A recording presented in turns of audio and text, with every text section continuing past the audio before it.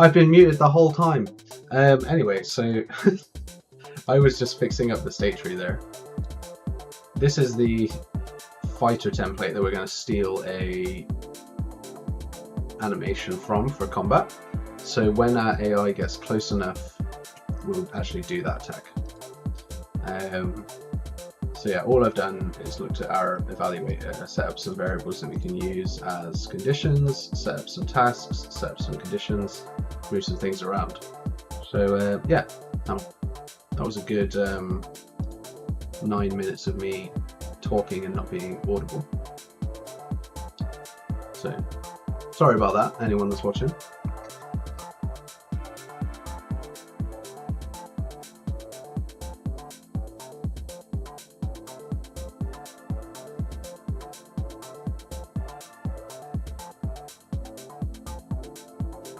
So, like I say, we opened up the fighter template here. And in the combat variant, we should have some animations. So we've got this animation montage for an attack.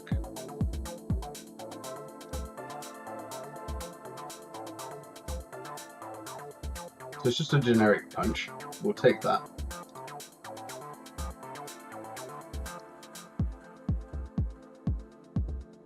Show that in the Explorer. So I'm just going to move that over to our survival game.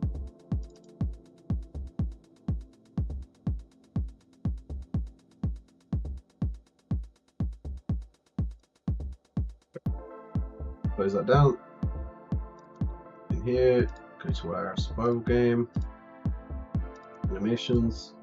Now I've got this basic attack. So what we'll do with this is just make a montage from it. Oops, that was a composite.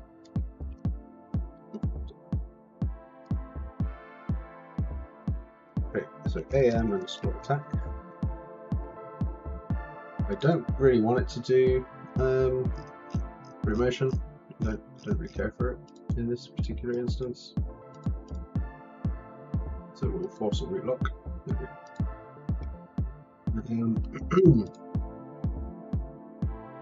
So we have an animation for our attack there.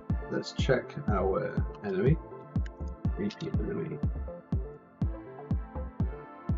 This guy has a animation blueprint called Unarmed. Just make sure that in his anim graph we have a slot default here. Yeah, cool. So that's good. What we'll do in the basic attack, we'll get our controlled pawn here and just play montage. That's its character. Play montage.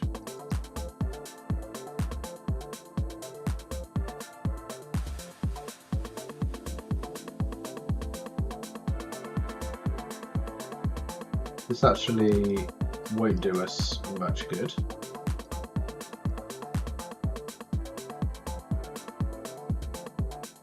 I believe actor rotation as well is not going to do us any good. So we're going to need a function in custom event attack. I usually do this through the gameplay ability system, but in this case I'm just going to do it straight here. I'm going to take an actor as payload, target. So here what we'll do is we'll actually pass this to enemy, attack, take target as payload, and then we'll take both of these functions here.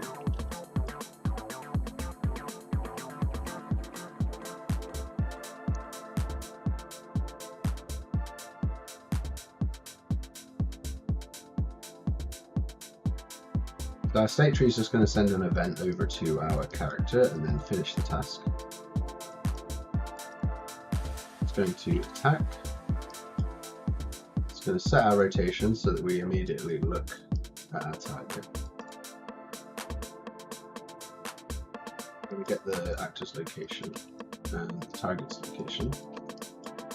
rotate towards that, and then we'll play an anim montage on this character, and it will be the attack that we just got. And lastly, this is just self. And lastly, we will, on the authority, deal damage divided to our tag.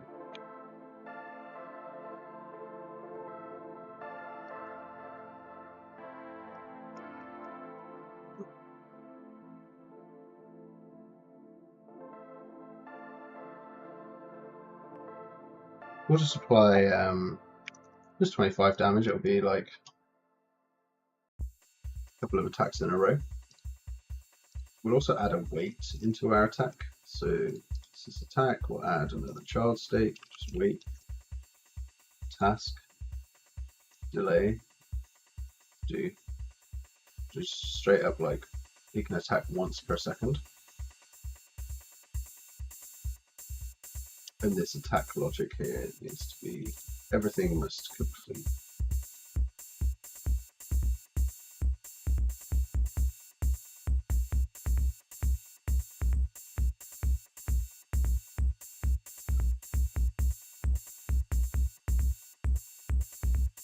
Do our basic attack, we have our enemy, he does some damage, get some damage type, we'll use self as the forcer. Hopefully, that'll do an attack, and then reevaluate whether we should chase us again. So here we don't actually have a valid enemy AI, so we'll just convert this to a validated get.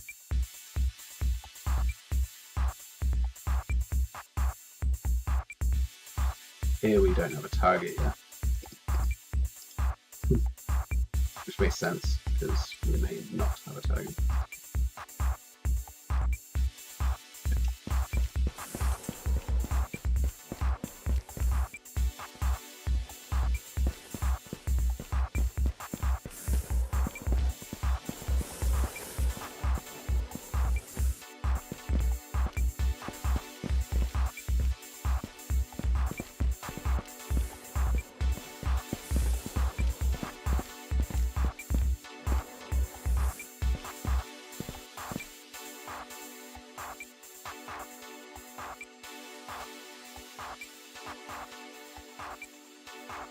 Got all this spam going on, so I want to take a look into that.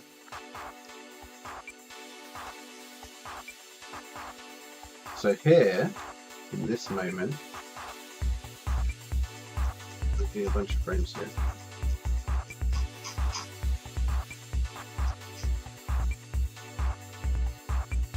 You see here there's like a stack of frames, which is not good. Either way, we chase the player.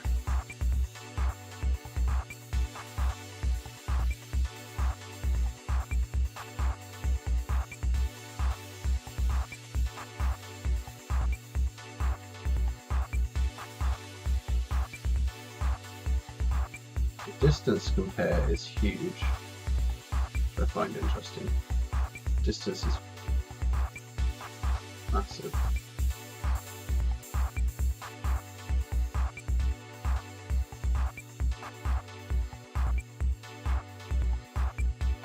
Very much next to each other.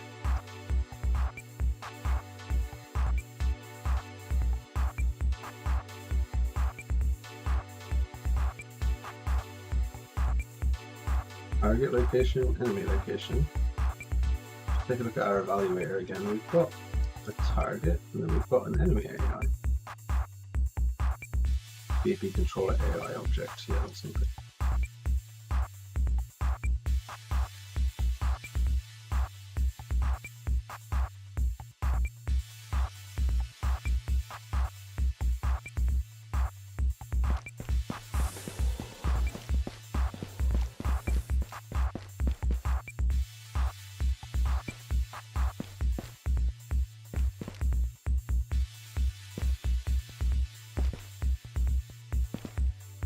So he did like 4 attacks in a row, maybe?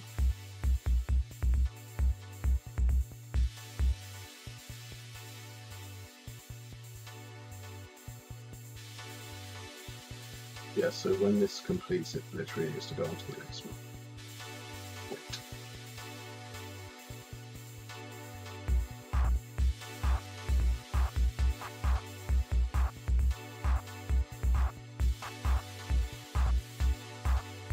I don't know why this says parent.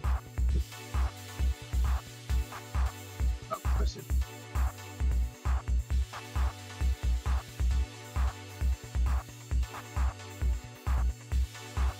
So this is going to go to the next one. You should just have the next stage. Yeah, next stage.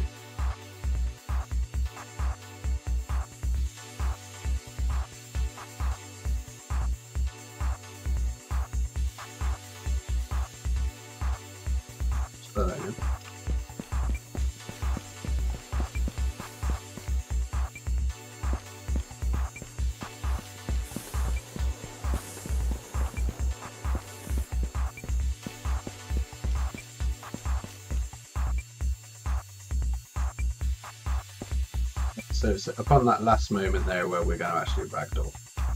So I'm going to steal some stuff from the previous project here that we did on stream.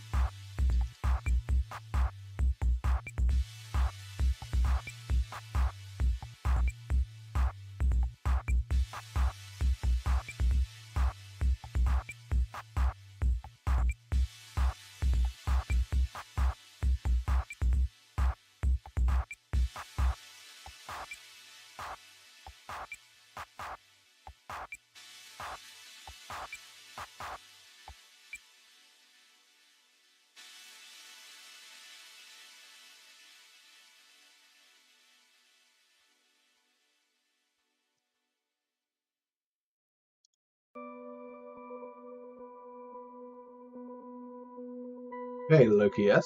How you doing? It's a good name. I like that name. I go by Loki on other places. Alright, so we're looking at stealing some stuff here. And characters, epic survival horror, let's go content, UXIF, content, new, folder, DB and O, and we will put our scripts in there. And then I'm going to actually go and open our arena shooter that we made in a previous stream.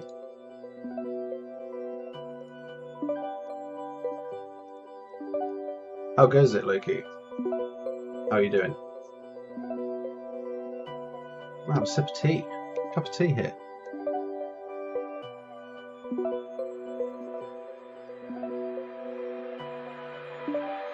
We'll update our checklist.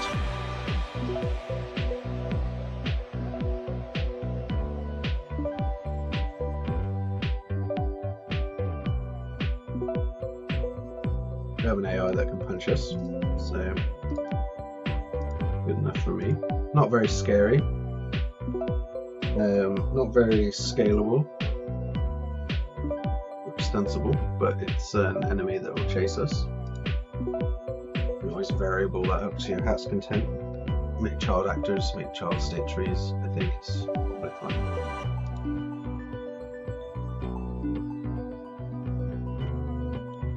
Okay, so we've got this other project open here.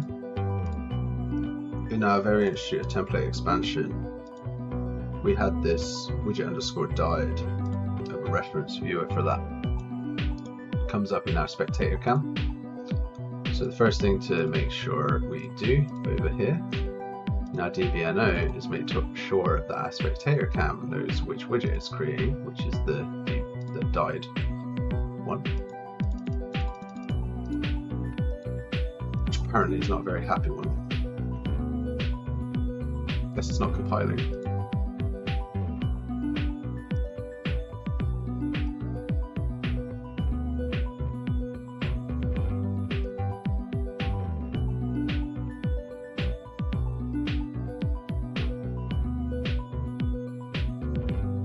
So apparently want to put all the eyes.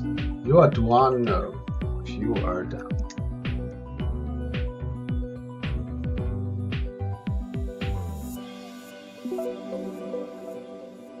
So So widget died. We'll save that as variable. This is a widget died, I guess.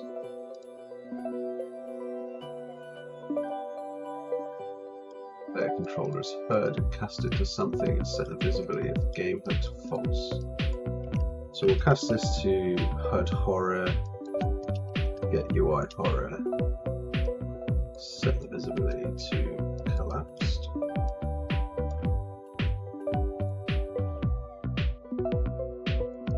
Easy.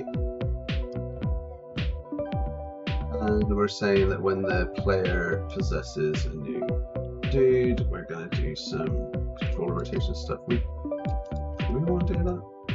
So this here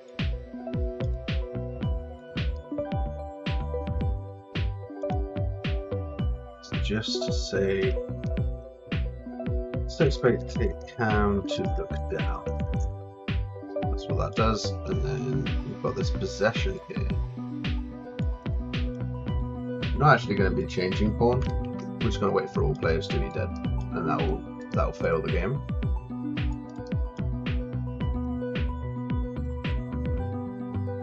So I think what we want to do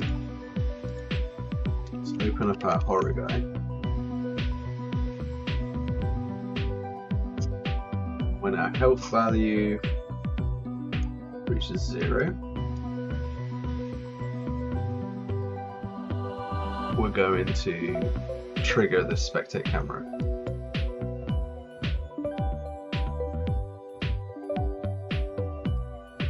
So first we'll do a branch for locally controlled.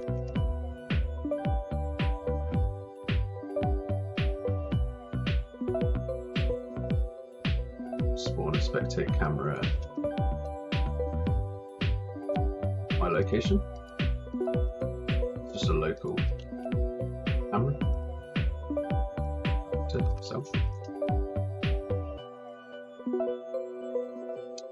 Get the player control. Set new target with blend, set it to this camera, blend over 1 second, lock outgoing. Let's just double check what else we're doing in our FP Shooter framework that we made for this camera.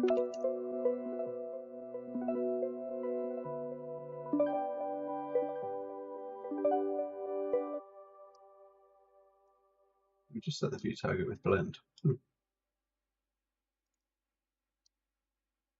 Fair enough. We'll remove the name tag. Yeah. Cool. I'm going to close that. So this is all good.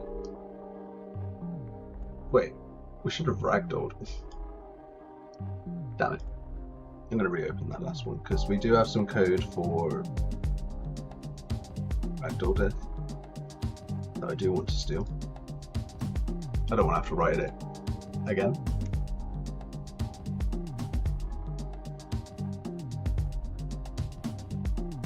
I do it so frequently for ragdoll death, so I should probably turn it into a component that I can just drag in and activate it as I need it, because I do tend to use ragdolls for deaths a lot, and I always end up having to fix the same things.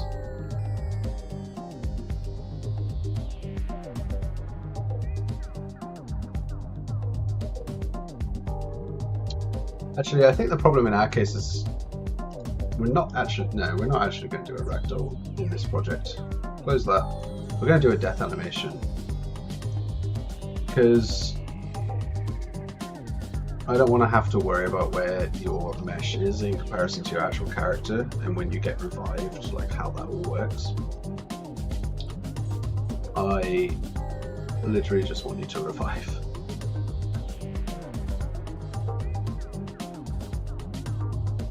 So let's have a look at that.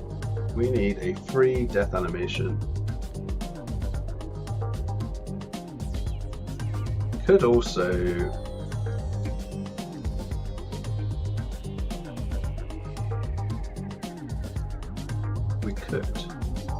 good ragdoll mesh. We could lock the constraints here.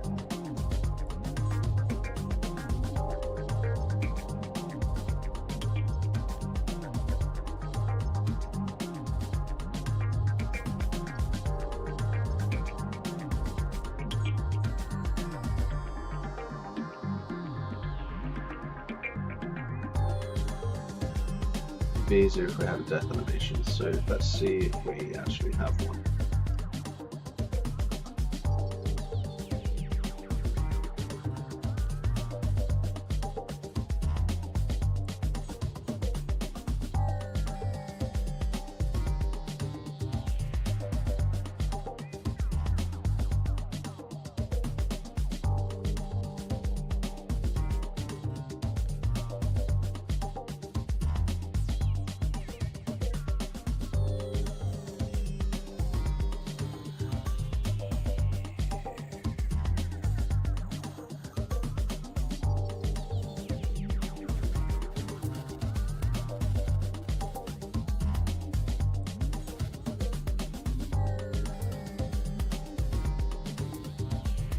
Looking for free animations right now.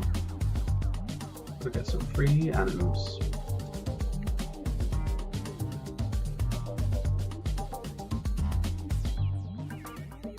Have a look. So I'm not finding anything immediately.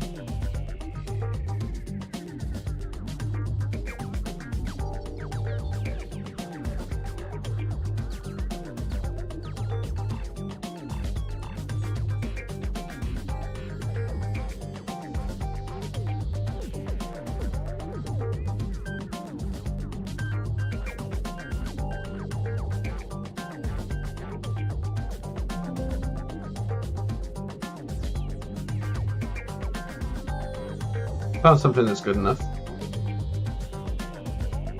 It's just a little drop down on him.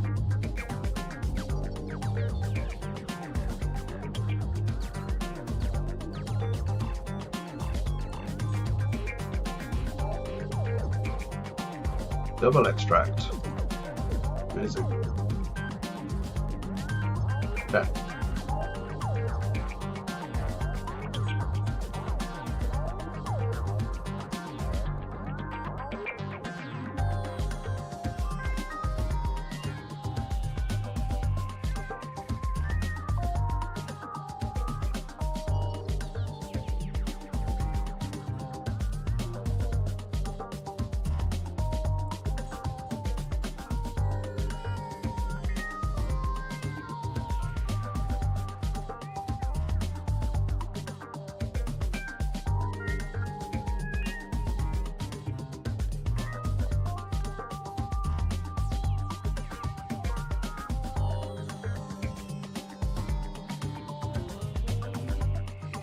The FB Explorer in animation.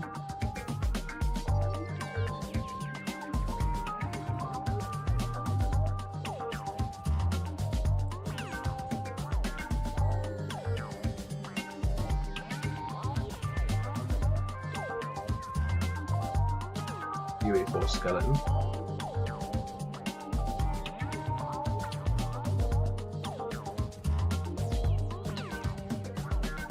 Target that.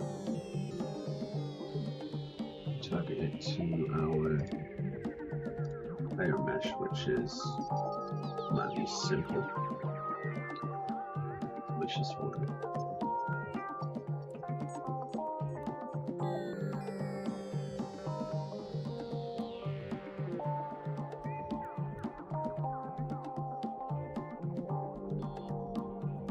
Let's look gap animation.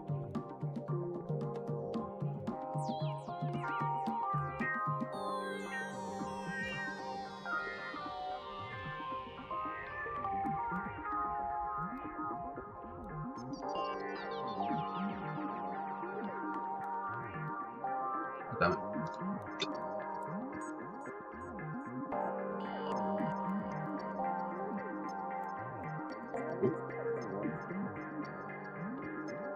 Get the old animation, don't really need that. Got the new one. What I was thinking was when you get downed and you go into that camera, you're just down on the ground. We'll create a montage. Getting up, I guess. No, we're just going to create a montage of being downed. This is just like the cheapest way to do this is to just grab this and be like, hold on, this is your downed animation. So when 0 is reached, we're going to run this custom event.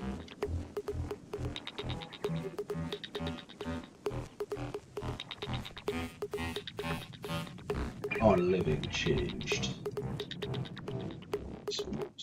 Okay, current. Current montage is equal to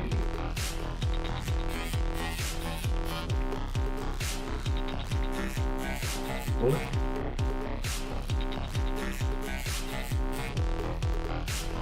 Down.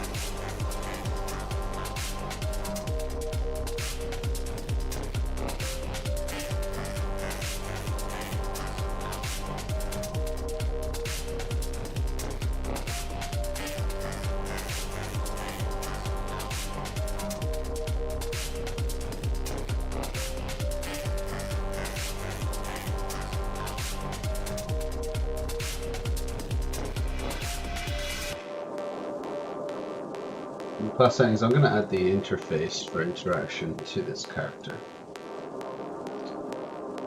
And event start interact, event start focus, I should say.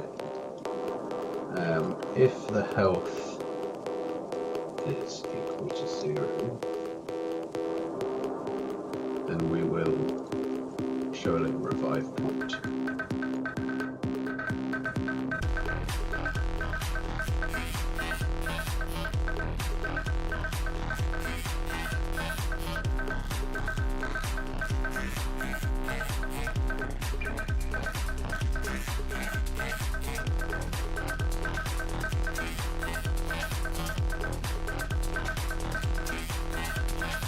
I'm just going to create this widget straight in the viewport because I'm not going to create a whole component to manage this right now.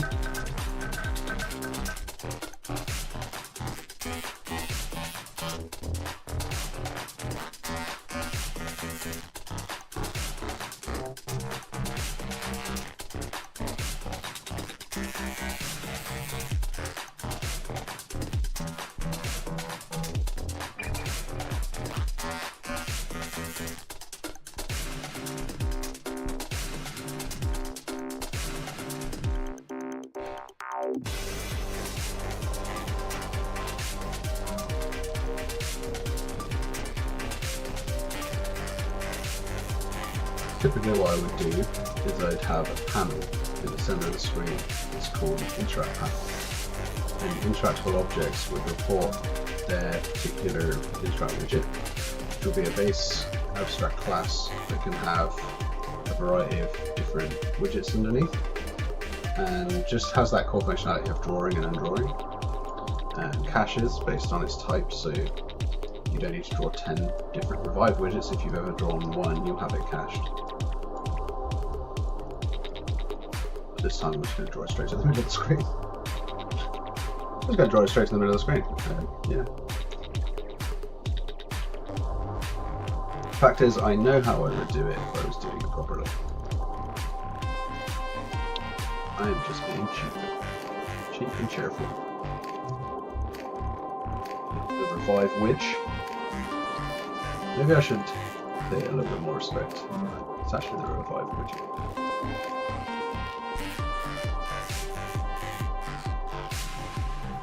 I said it would work, I didn't say it would be good.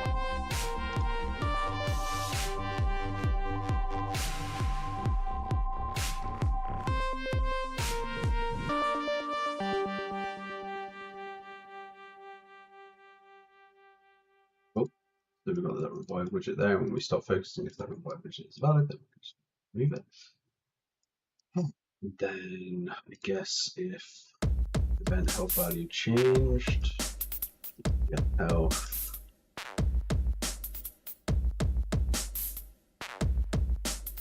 This is more than 0 because you got revived, assumedly. This is valid, and we'll remove it. Oh, that assumes that it was increased, so that'll be handy. This edit value health component here, value underscore health. I'm going to create a function called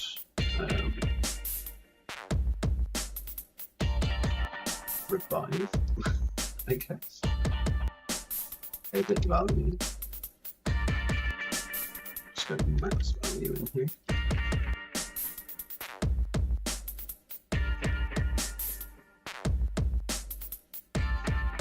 And so event state interact. Take this. We'll just call revive. We'll do that on the authority.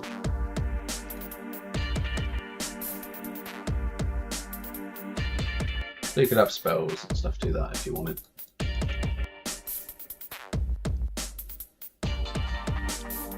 That should mostly be it.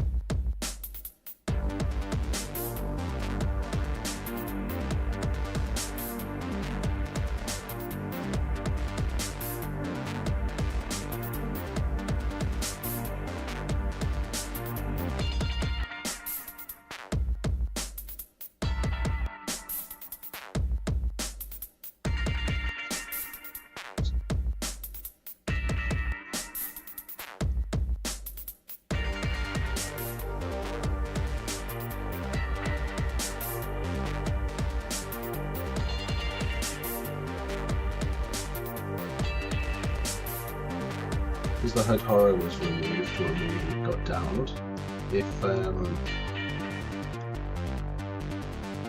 health value changed and branch locally controlled, we should definitely set this back to the normal test series.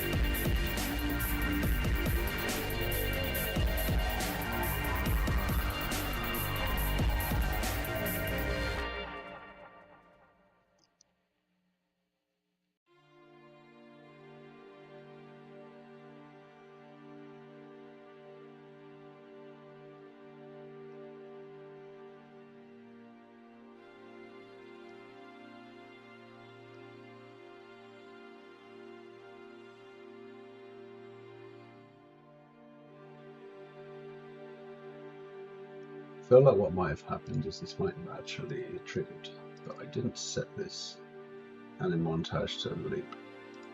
So click here, go default. Default.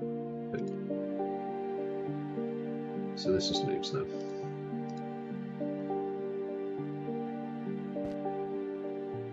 Set that damage volume that I stuck in the level to do a lot more damage.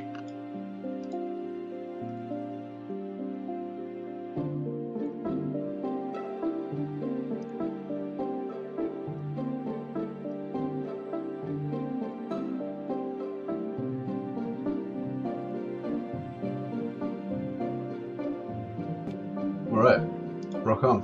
Let's do it. Just gonna go stand in there. Bam. Bam. You are down. Still didn't work.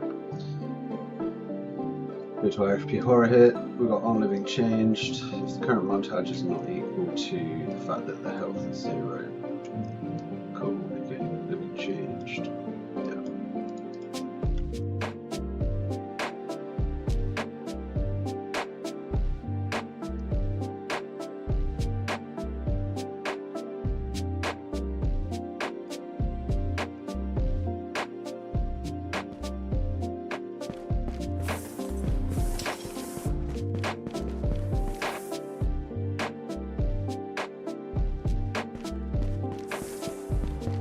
Buddy, get up.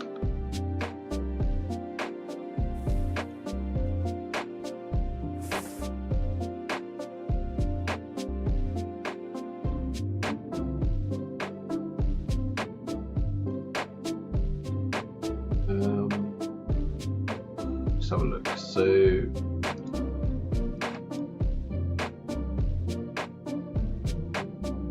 we get downed. So we got that on living changed. We kind of need to call that again. 0.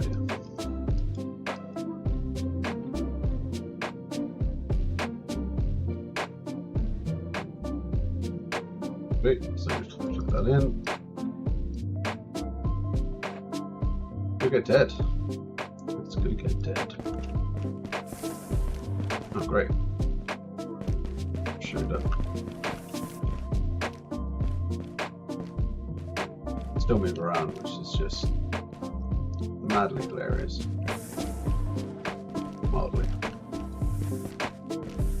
So now he gets back up.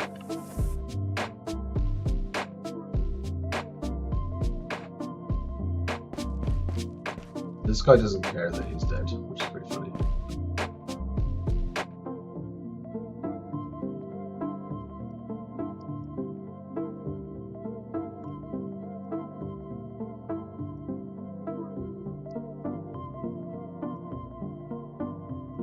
Okay, so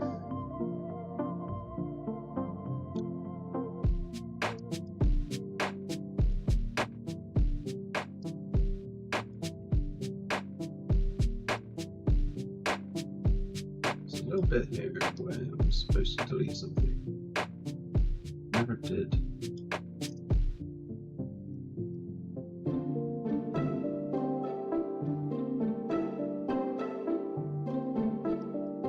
Here.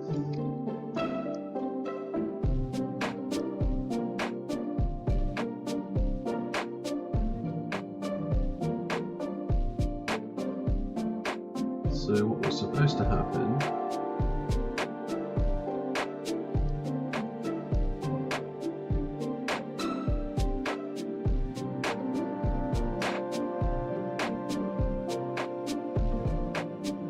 maybe we'll just remove that widget from the parent.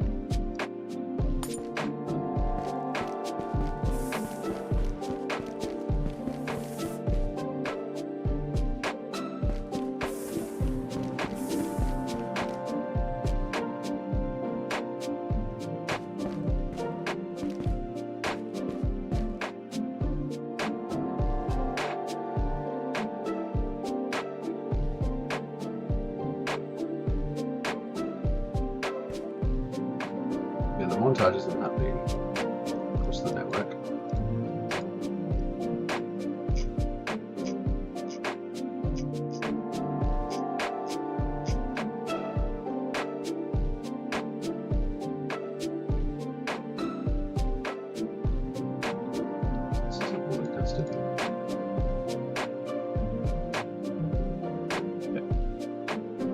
that's pretty much everything of player hiding.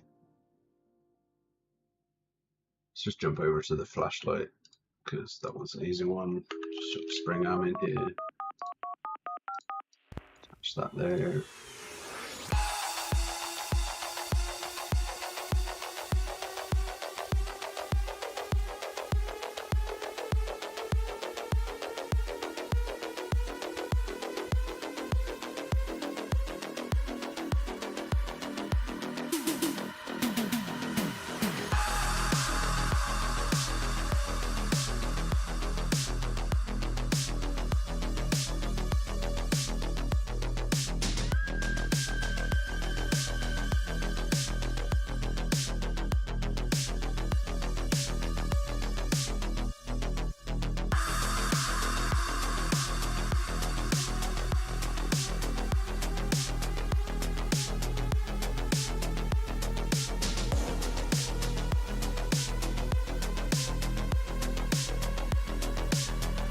Just enable select.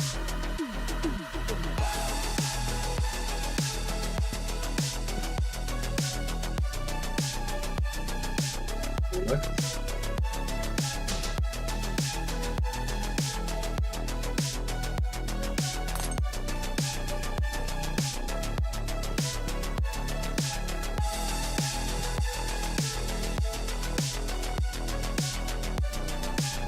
That just makes it feel a little bit nicer.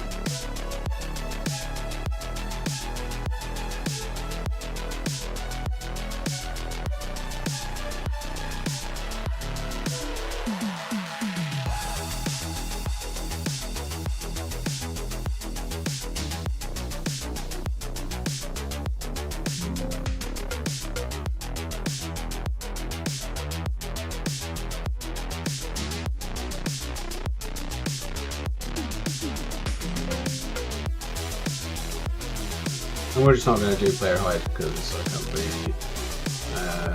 doing this for too long. Got to kind of wrap it up. So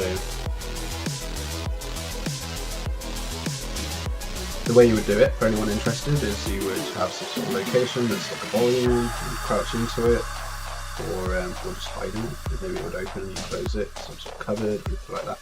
You would then tag the player, and then you would refer to that as a condition in the AI. When he sees someone, he just checks like, well, I might see them, but are they actually hidden in the game's sense of the state? And if they are, then you just ignore it. So it's fairly simple to do, but it is just time consuming, and it's not something that's strictly necessary. What's strictly necessary is sending this out to Itch and being done with it and moving on to the next one. But more importantly, moving on to actual games, because I would like to do some prototyping, rapid prototyping in games, or UEFN, or just various other projects. I've got a bunch of projects on, so player hide is at the bottom of my list of priorities, I suppose. It's okay to cut things when you're a little bit over time. It's the end of the week and this was supposed to be done. I did have a sick day, but yeah, we just want to get this done. So let's have a look at where we are. We just need to double check that all that DBNO stuff is all good now.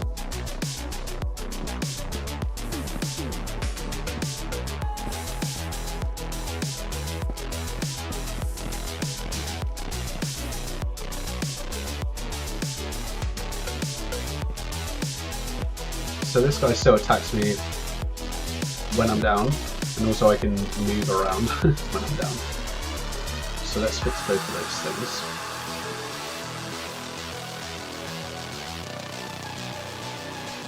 Health equals 0. Sorry, health changed to health equals 0. Health 0.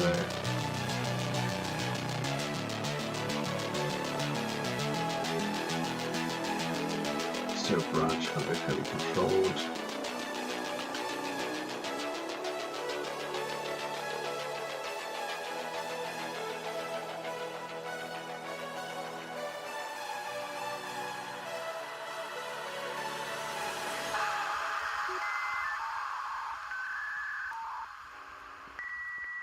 Might actually break some things.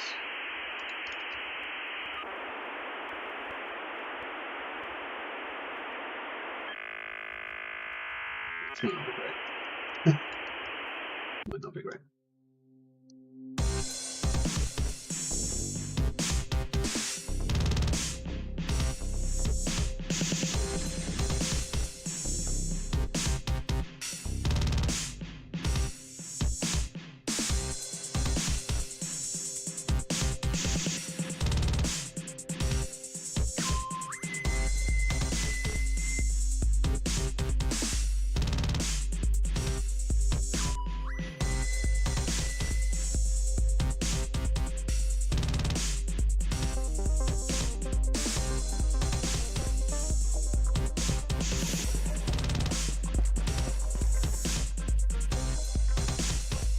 So I can't actually move my mouse.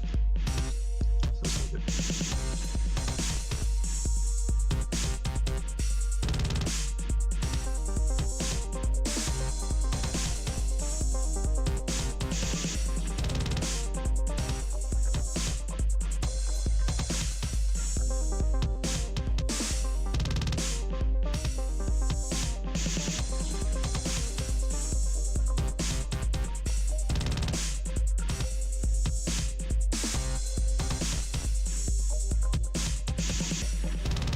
Try cinematic mode. See if it may not work.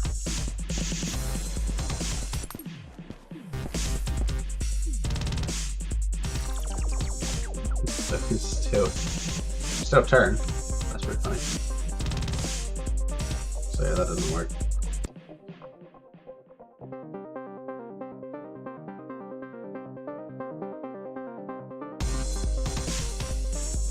This may also break it.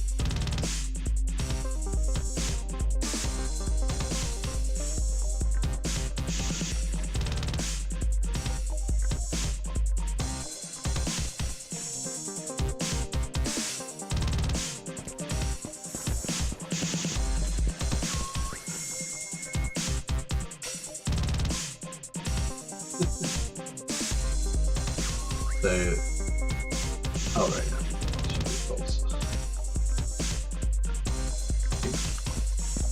That node's a little bit weird.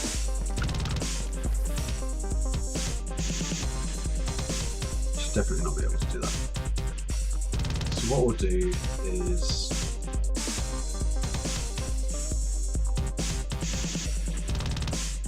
not crash, hopefully. And we'll just enable input on the spectate cam.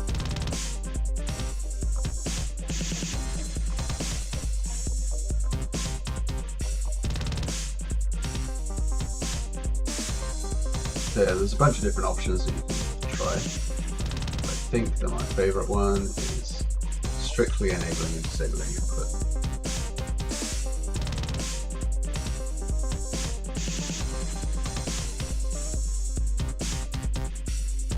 And what you can do is go and grab this, put this into the spectate cam. Actually function. That open.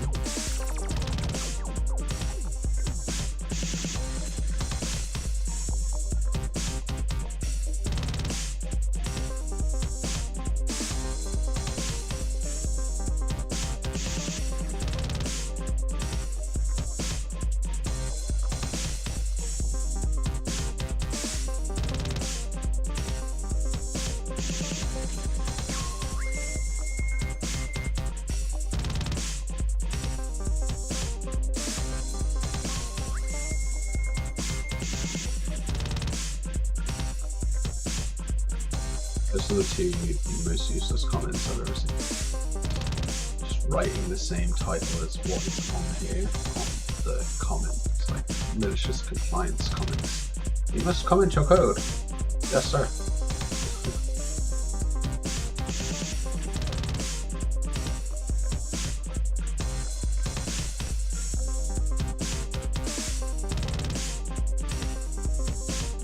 Right, why, not what.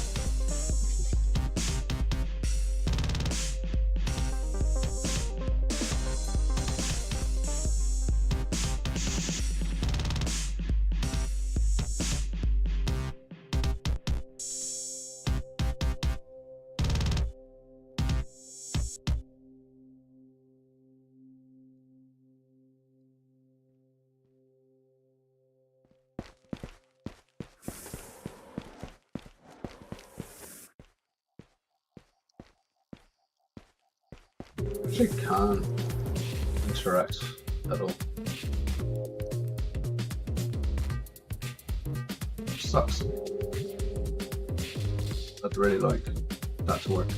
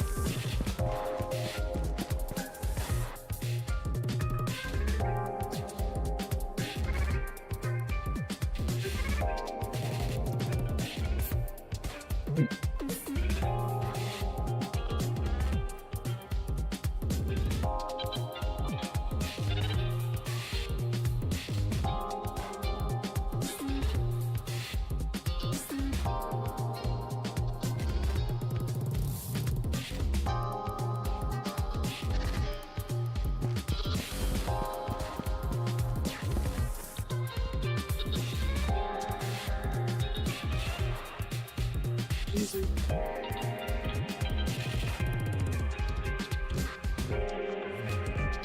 Doesn't want to do it.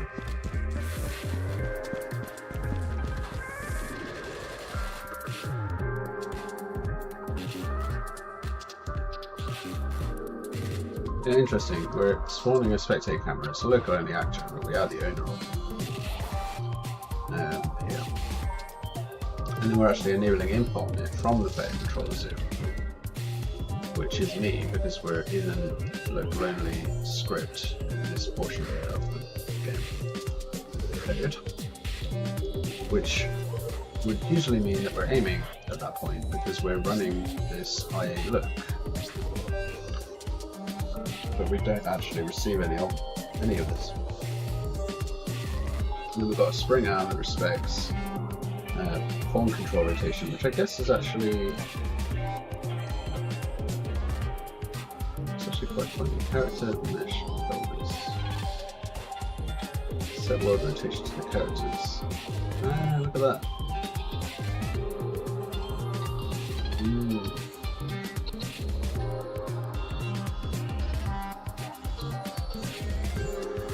Should get in the characters control rotation, so let's just get the controls here.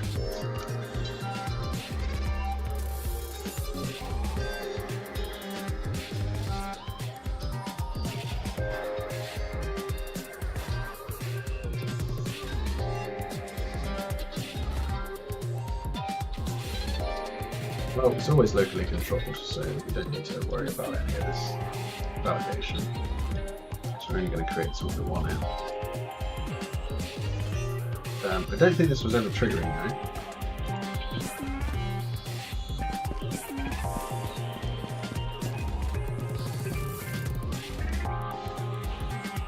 So despite all of that, this is never actually enhanced input look. So we'll use mouse look.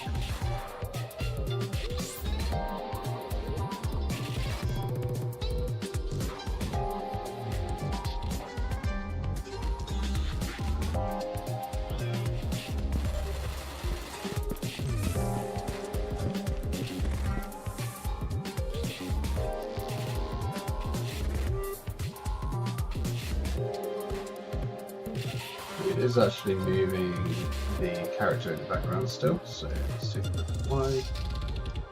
So we should have disabled input, but I guess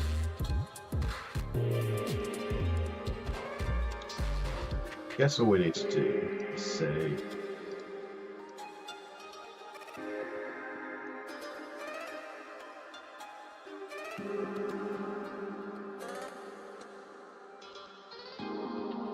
do this use control.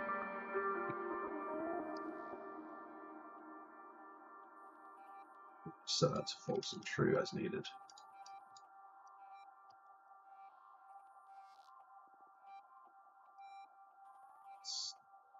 Snipping here, disable input, and don't use the yaw because I guess because I'm updating it from a separate class, it still counts. So just applies it over.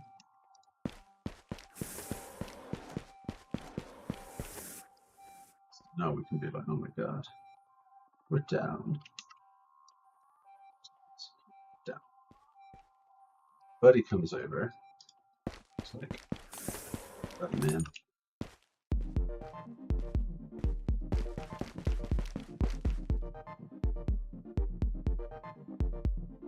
Okay, so that happens. So we do need to listen to that in some way.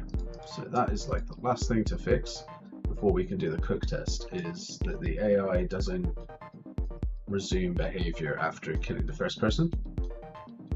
He also doesn't do anything clever like caching other people that he's seen before and then running at them, which is something that you would do. That is something that you would do. You would want your AI to be fairly smart and be like, hey, you know what, there's another guy. So what I'm going to do is not that. I am going to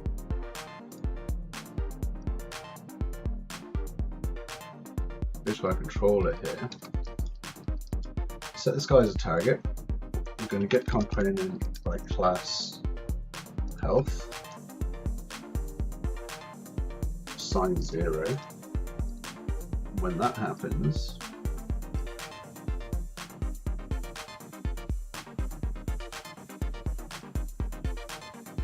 we are going to lose the target.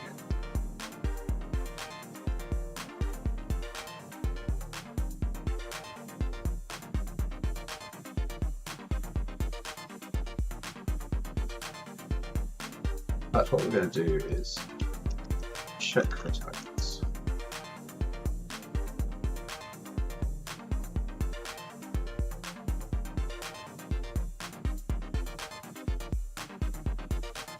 So actually, let's call this find best target. Find best.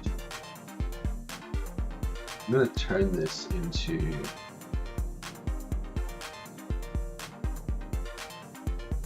variable.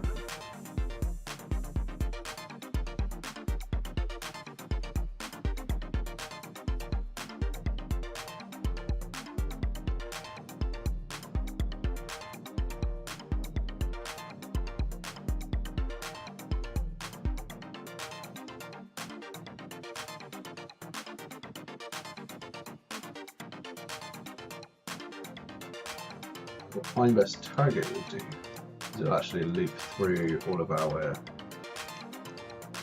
potential stimulus, which currently are only things that have a health component. In a previous project, I've done this as get an interface for like a live or like a targetable interface. Commute with a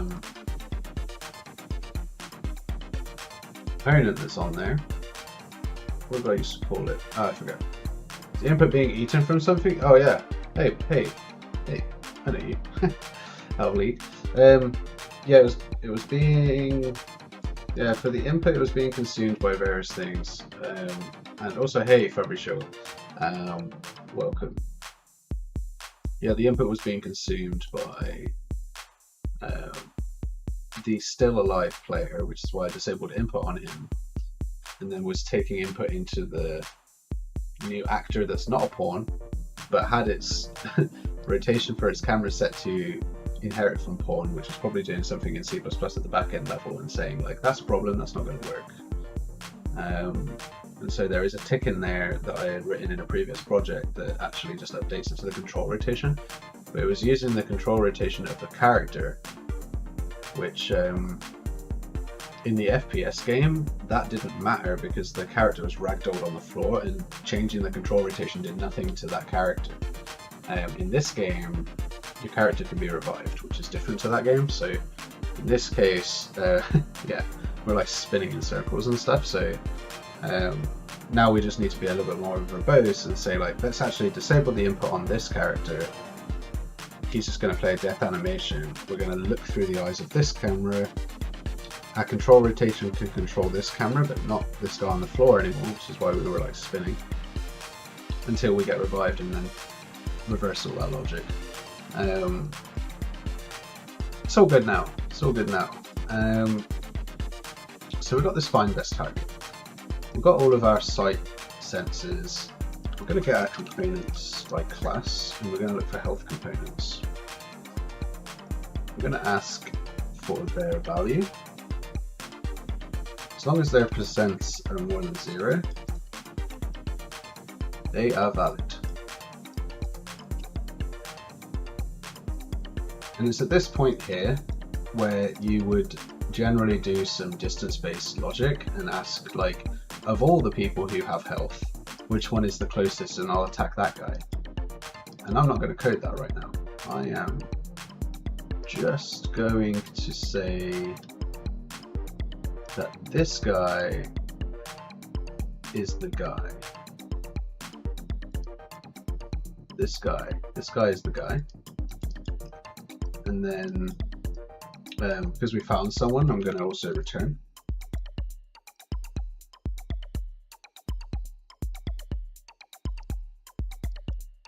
So that's it. We found a living guy. We're going to chase him. If we don't find any living guys, we end up at the end of this for loop and no one had health. Then we're just going to say last known location and also set point chasing to false. So I thought I had set that to, anyway, whatever. You could also look at making it specifically target low health people. Yeah. No, it'd be good, man. Like, you can make loads of different types of AI that are like, this guy targets low health people, this guy targets the slowest guy.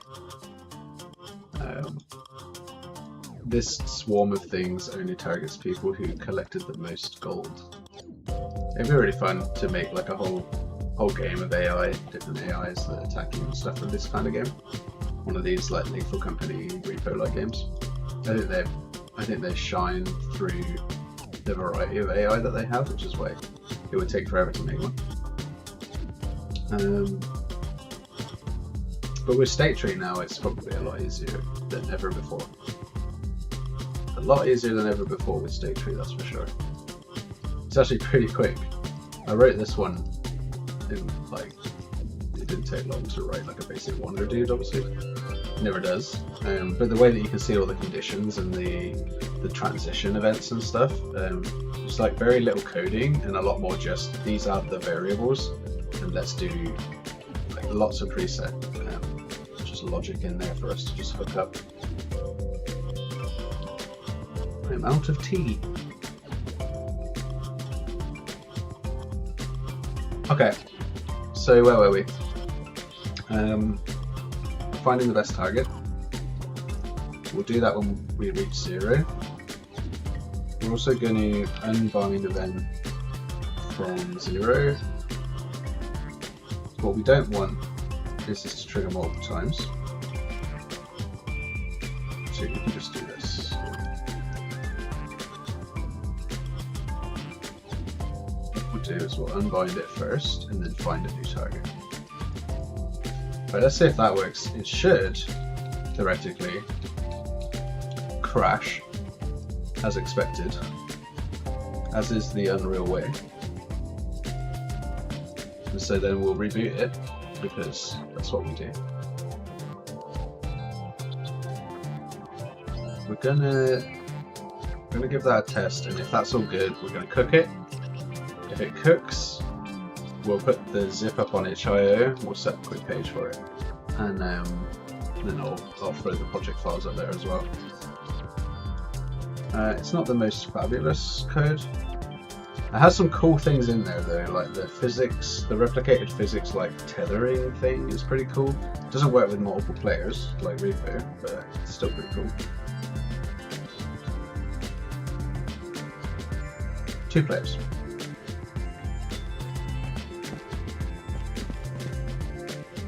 Money. Crack. We broke it. We're gonna put it in here. Nice. We're gonna take it out. Nice. We're gonna throw it. Oh no, we broke it. Okay, anyway.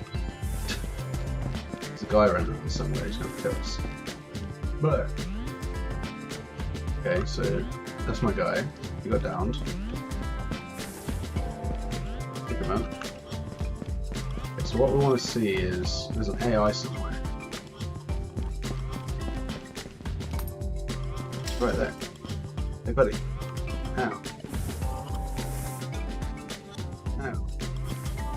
So then he walks away because I'm dead. The last thing actually I do realise we need to do is when a player dies, we need to check the number of players on the server to see if anyone's still alive.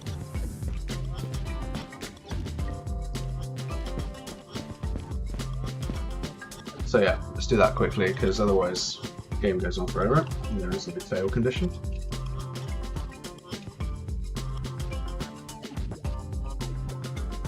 We have a destination or delivery location or something we called it, and then somewhere in here we drew a UI. Complete round here, round complete true,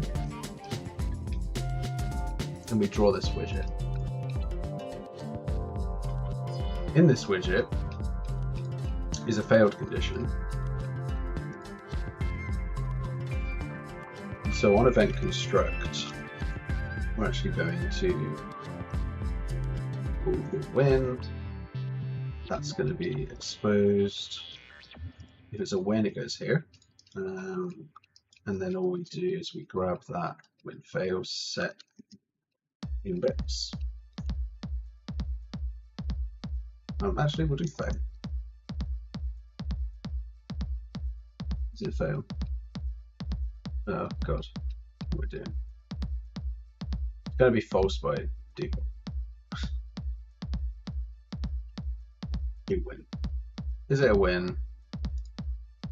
It's true by default, and if it's a win, it's number 1. And then we just need to change the order because 0 and 1, false and true, win and fail. That will make a lot more sense. So back in here, we just reorder the win and fail here. Oh.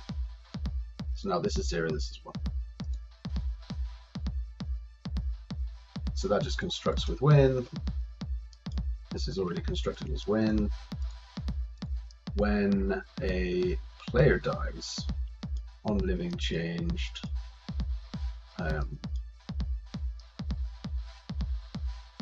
need to do some logic somewhere.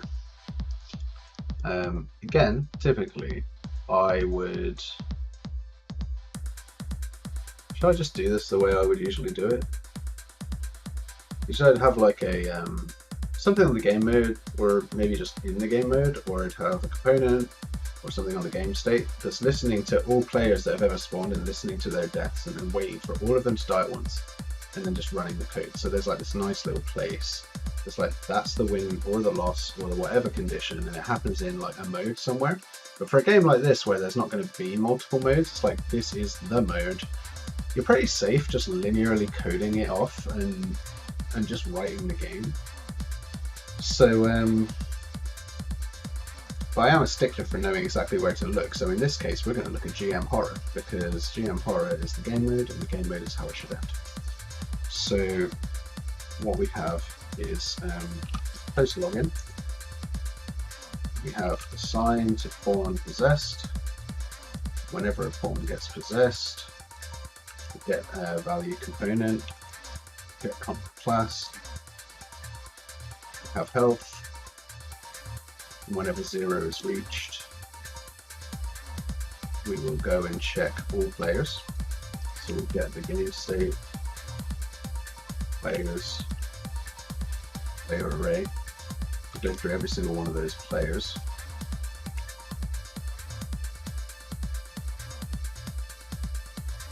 Let's call this on player died. And then we'll call this collapsed function check input. So now that's just going to generally work, and then our game mode is going to be in control of that. There is a reason why I like to put this on the game state though. That's because I'm going to need to delegate this out at some point. We'll figure that out when we get there. So we'll get all the players, we'll get all the pawns, get all the health components.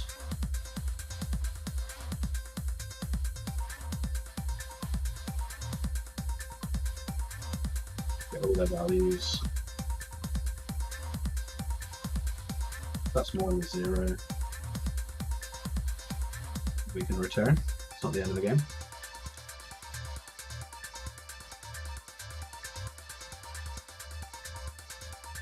We get to the end. Actually, we'll return, but I guess we'll return and we'll do something to the game state. So get game state. Let's go check. Do we actually have a game state? I don't think we do. Usually we need a game state. Yeah, so this is just game state based. Let's make a custom one. Put that in core. So gs_horror. The reason we want one of these is because a game state is replicated across all players, and so it can actually hold this event, like a multicast failed round, for example. Probably call this. Let's just call this what I would usually call it. So multicast end round.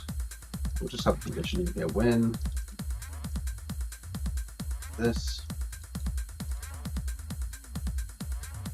That's to GS horror. Instant end round.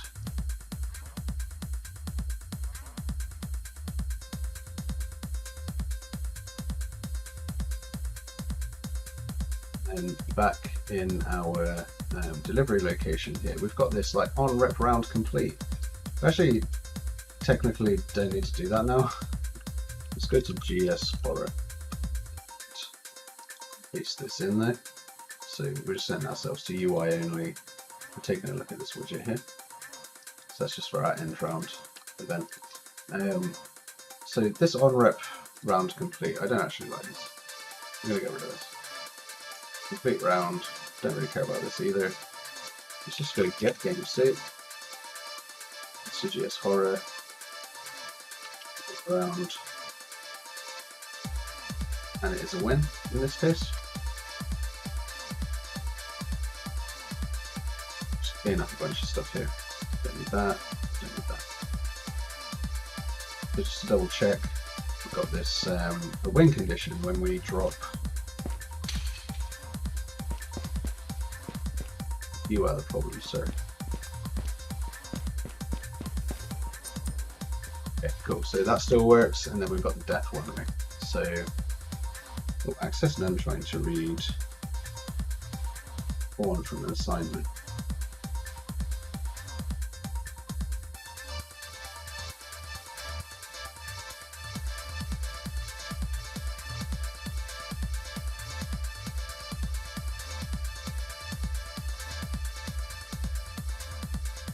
Something when we escape menu.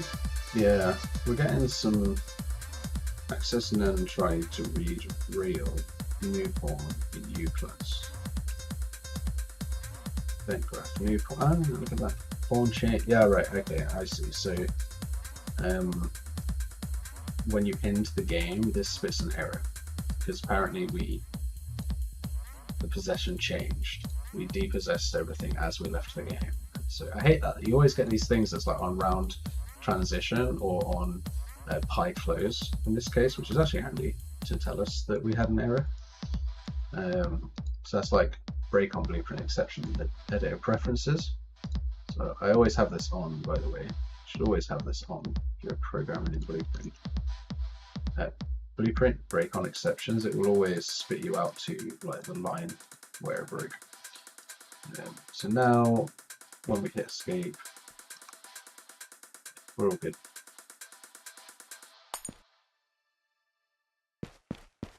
Run over here, get myself dead. The other guy is going to go and get himself dead.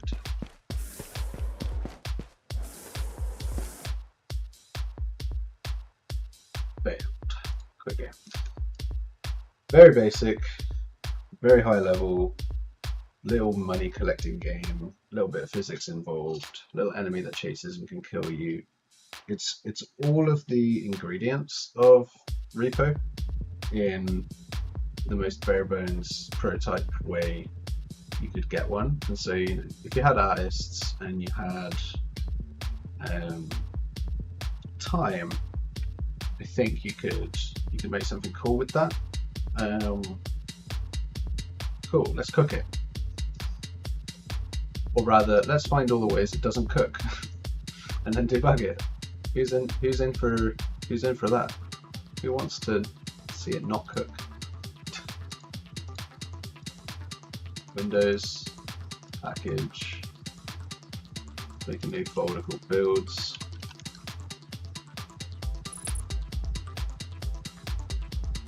Keep an eye on it. While that's cooking, I'm going to go and make a itch.io page. I've lost my itch account apparently.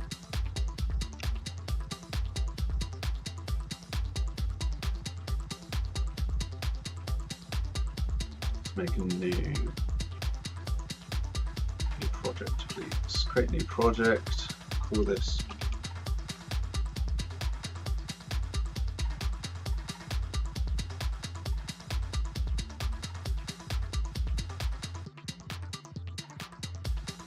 UI 5.6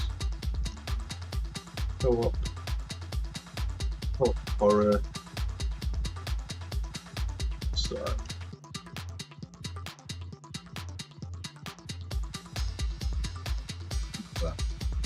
I saw that.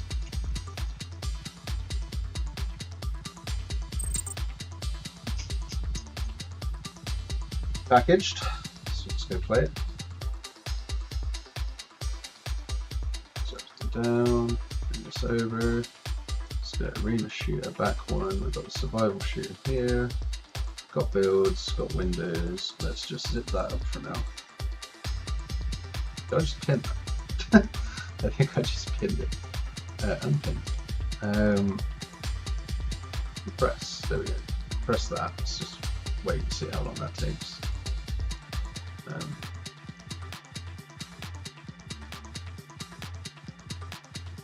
Uploads of files.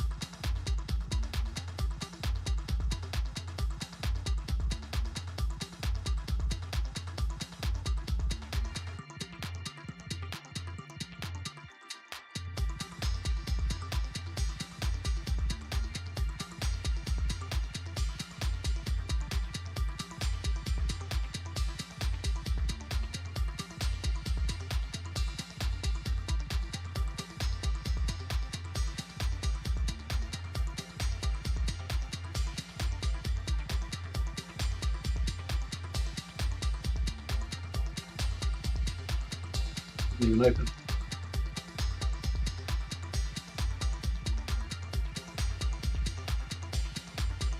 Right, yeah, okay. Had this on the last one. You have to cook this from C++, which is really annoying. So let's just reopen it.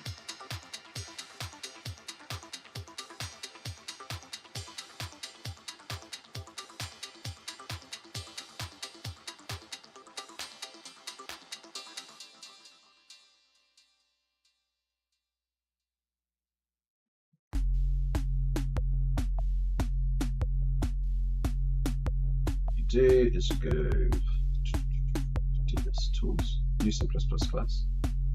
It's none. Next, just call it my class, create it.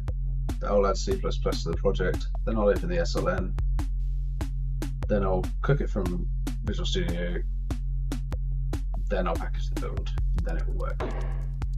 Don't know why, but it seems to fix the problem. Preferential treatment. C++ guys there.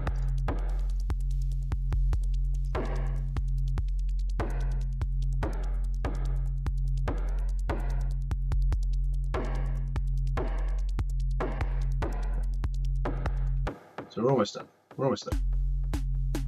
We're almost sorted.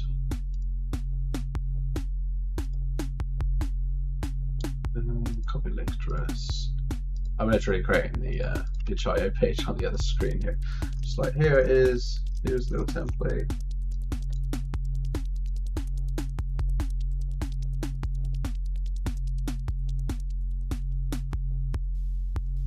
Project now includes sources. Awesome.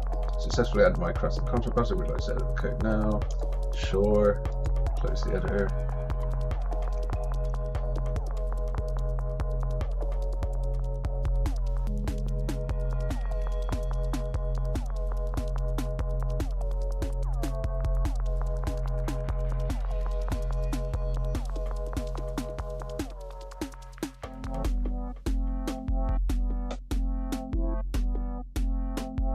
All right. It's taking us sweet ass time.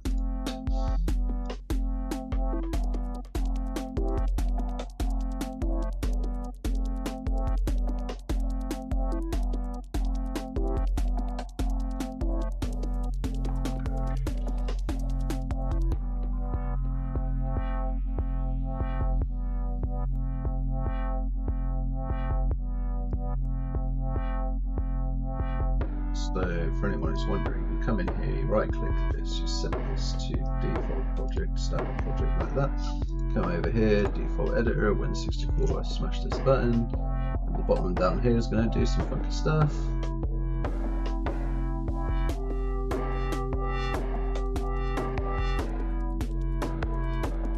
Build started.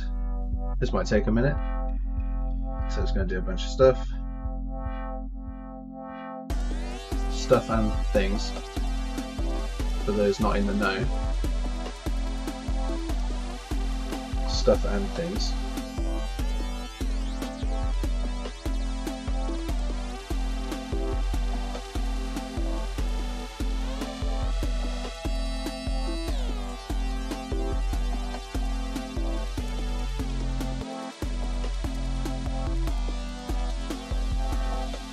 Oh man.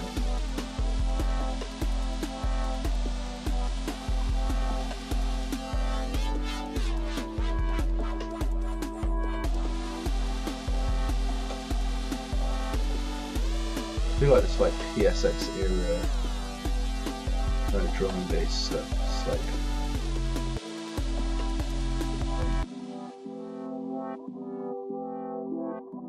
I really want to make a PSX era game. I actually got a couple of assets for this co-op template that we're making right now that are all like PSX era themed. For the conceptual future of turning this into an actual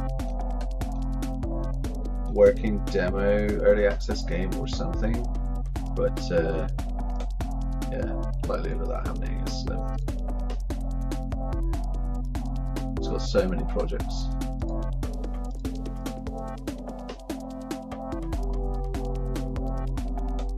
Also, it's like kind of gotta have an actual original idea to make a game. Just making a repo is of no value to anyone. I'm just gonna look at it and be like, yeah, well, I've got repo. Why would I play your shitty budget repo? So you need to have something unique, something special. I don't have anything in mind, so got a little starting point for if anyone ever comes up with a good idea, but we'll sort of leave it there. Might still skin it.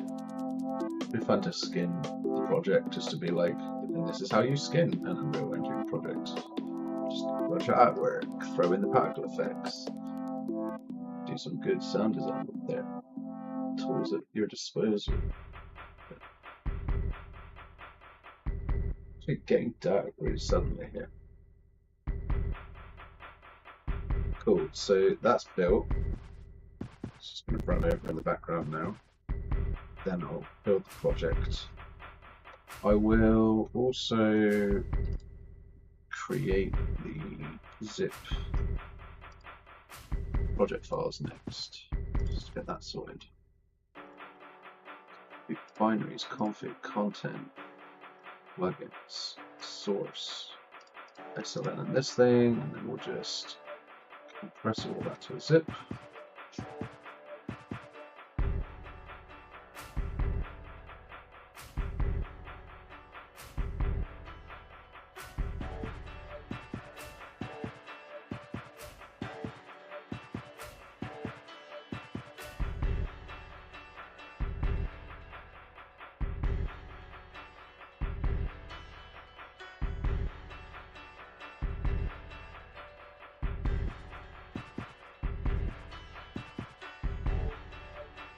Okay, so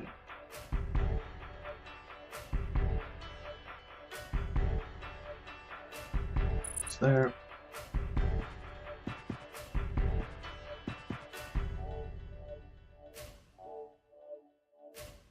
Load files.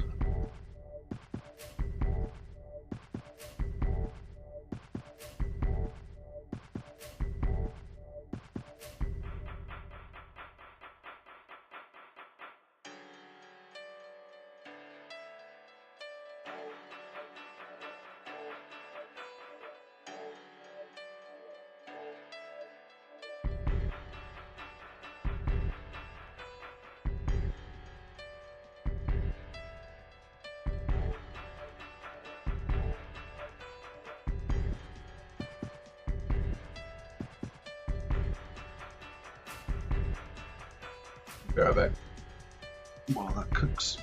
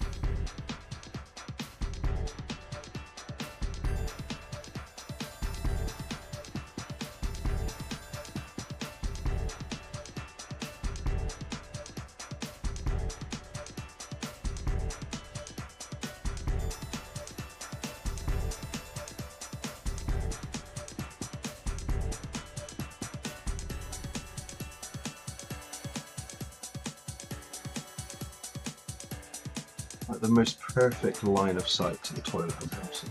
Anyway.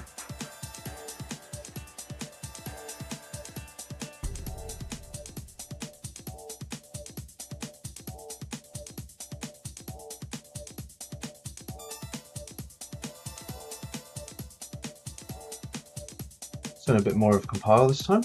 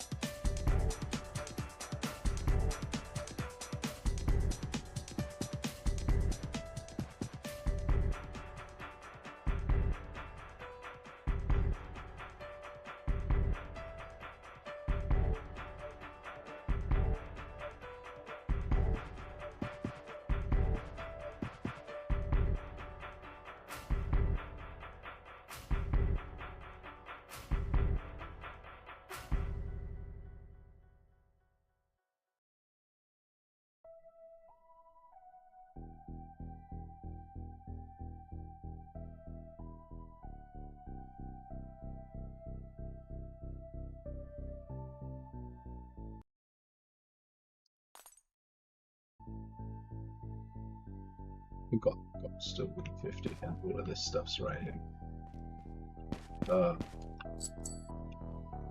Okay, well. I should probably fix that. God damn.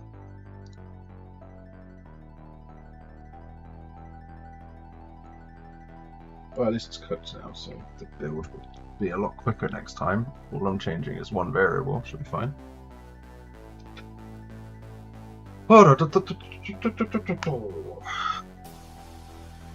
Have we still got people watching? Is this of interest to anybody right now? Me cooking, watching paint dry. You watching paint dry with me?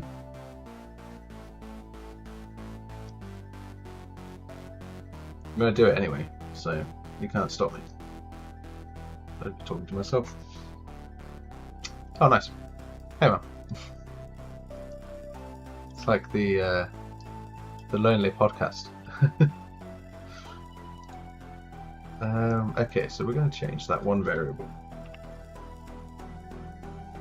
which is in the manager.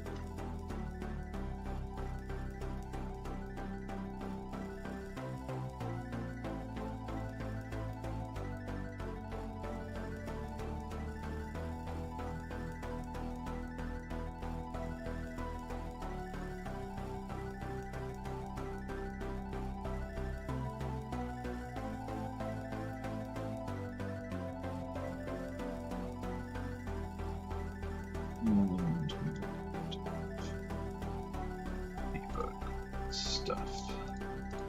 Except one. We're going to leave one right in that room so you know how the game works. We'll cook that.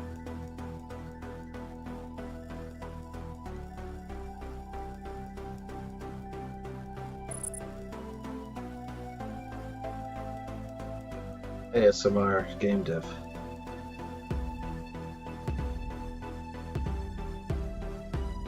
Then I put the execution chain into the red nodes, and then I packaged the game.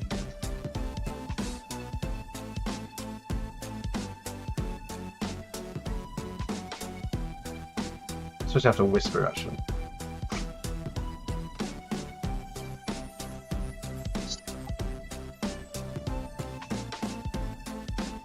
Cook test, did the cook test. Cook test is done. Let's tick it. File, export, PNG. Bam. Updated.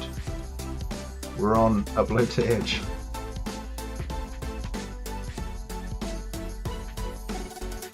Wait, I think that succeeded. 824.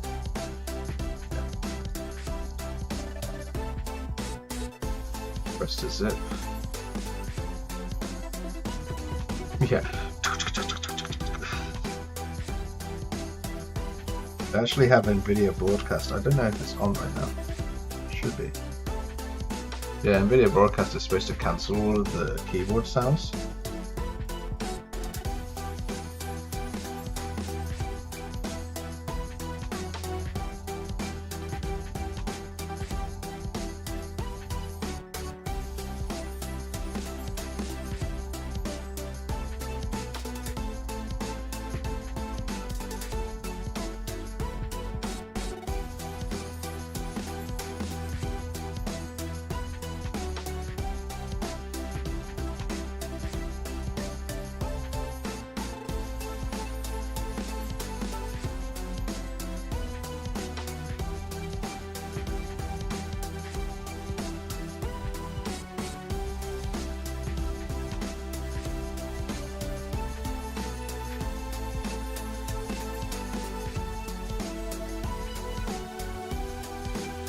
For you. Oh.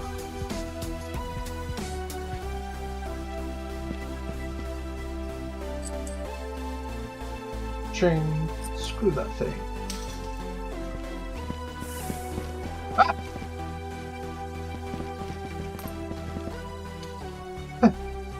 Fail. I should have probably given some time when you fall down to observe your dead body whilst you learn that you failed, but nope, it's just if you get punched in the back of the head, there's no sound, there's only animation, so you just take damage and die. and then lose the game.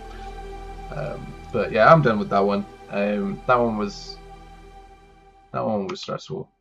It took all week, way longer than I wanted it to take. But I also wanted to make a repo style game, so I spent loads of time on that physics grab that took me 2 hours at least. In fact, if I tally up the hours, 2, 4, 8, and then these hours that I'm doing right now, which I think I started around 7 today, maybe. What are we on?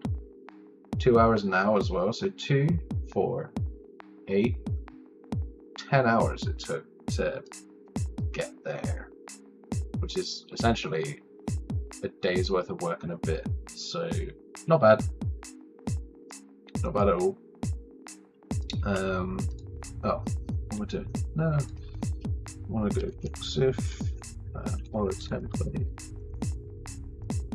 Throw that up on the itch.io page.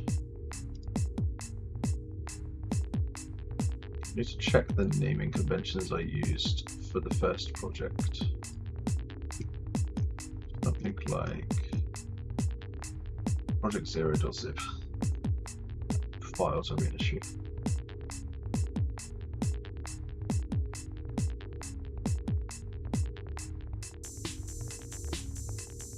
Files horror template. And I'll upload this one.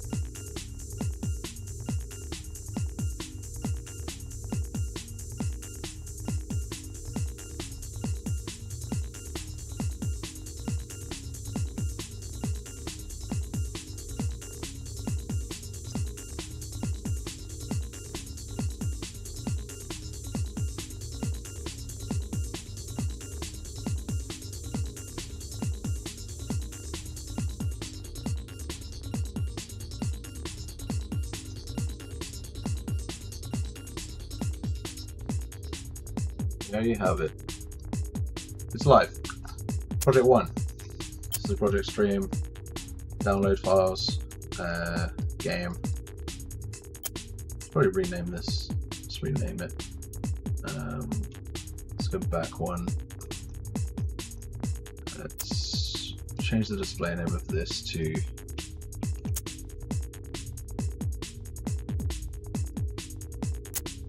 playable gold power template. Save that. View the page.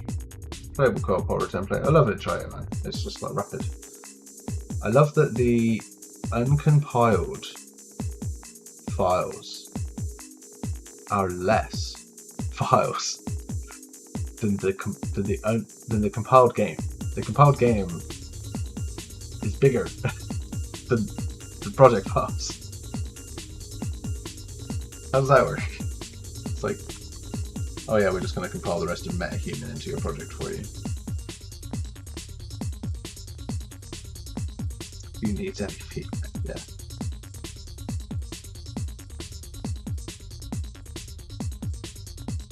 That was a fun one. I'm really excited to get onto the UEFN system and make some games in.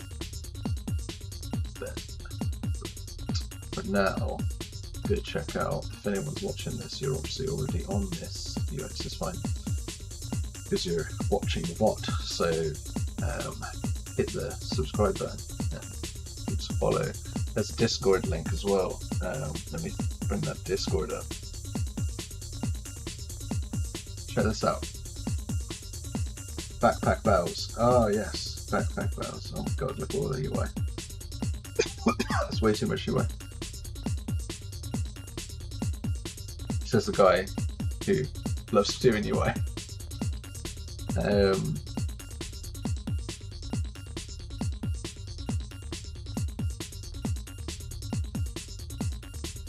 Yeah, I wonder how that works. Interesting.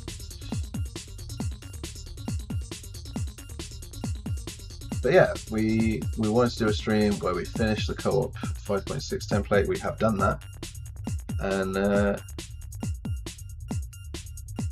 just for fun, I'm gonna go and update this.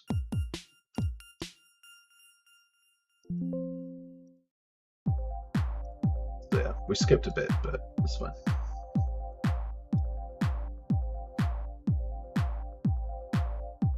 Yeah, it's fun. It's fun. It's always fun. I'm also knackered, so I'm gonna have a good break this weekend. Get back to it next week. I don't know how many more multiplayer UE 5.6 templates I have in me, so I might just move over to just doing asset flip game jam stuff. So just like find a game jam online and just do a game jam. Just do something really creative and outlandish rather than sort of trying to fit some square peg in a round hole sort of stuff. Although it is cool. Multiplayer shooter template, multiplayer horror template. Obviously, you could imagine it goes on from there. Multiplayer side scroller, multiplayer RTS stuff. They get more and less complex in some cases. I made myself a little game jam generator. So I got a scraper and I scraped all my asset packs off of Fab, and I got 1,500 asset packs with all the free ones and stuff involved. So 1,500 packs of things, and I'm like, and then you just cycle that. And what I did is, well, I haven't built it properly yet, but I did scrape all the data, and I've got the URL of the images.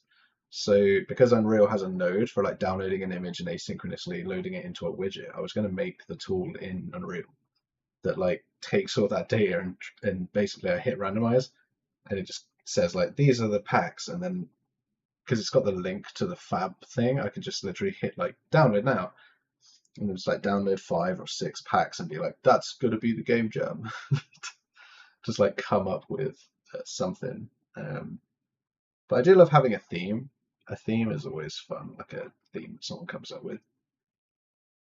So yeah, having something that's like a little generator that's like theme, genre, and mechanic would be cool. I mean, Super Google will do it for you. Sure, Super Google will be good for that.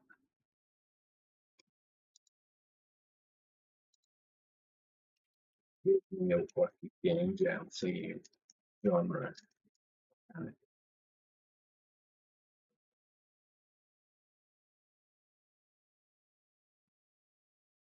Theme.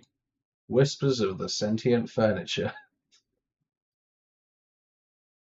Okay. It's a noir comedy investigation.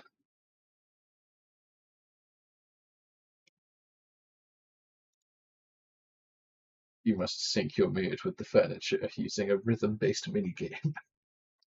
See, it's just designing a game though, so I'm not a big fan. Okay, too much. I just want to see.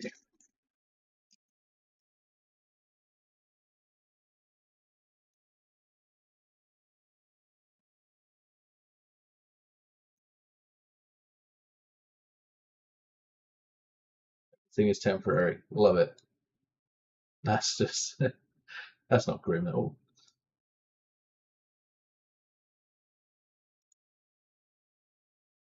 I love that it's like it invites creative interpretation. Everything is temporary. It's pretty explicit to me. As much interpretation you can get though. Everything is temporary. So grim dark.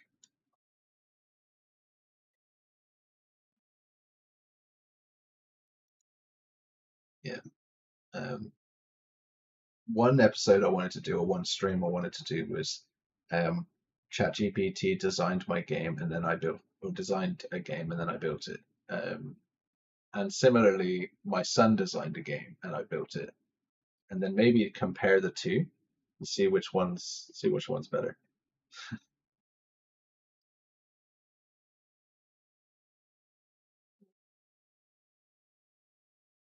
I feel like the one the human came up with would probably be better.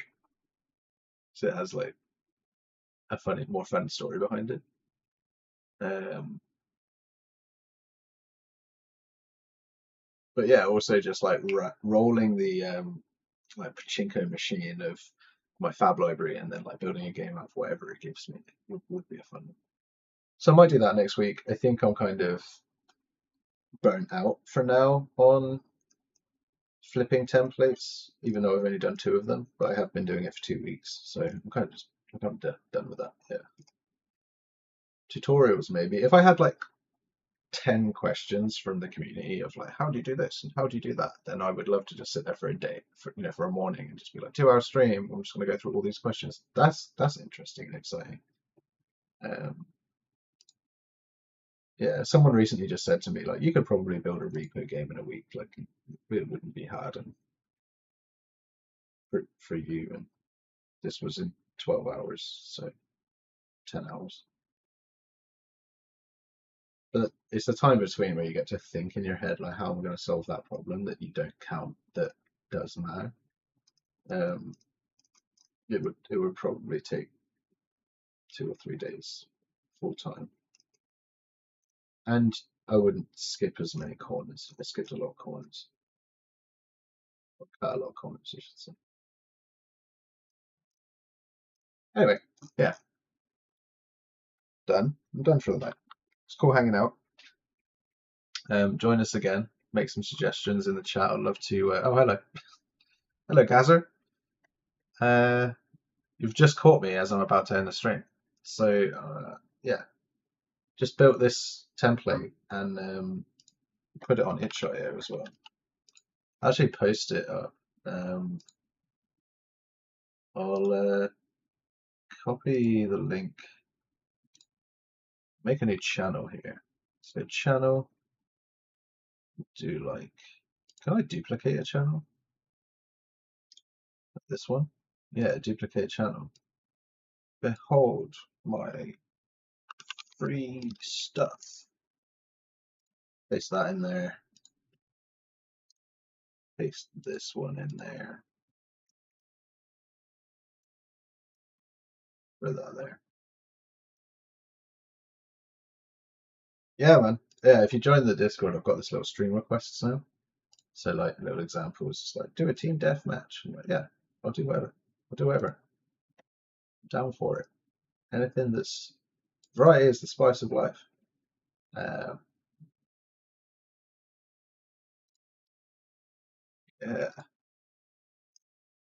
yeah. We started streaming this one. Behold my stuff. Behold my free stuff.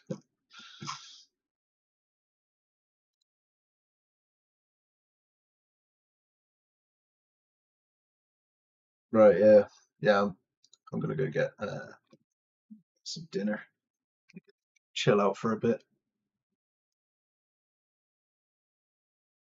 Yeah, have a good night, guys. Cheers.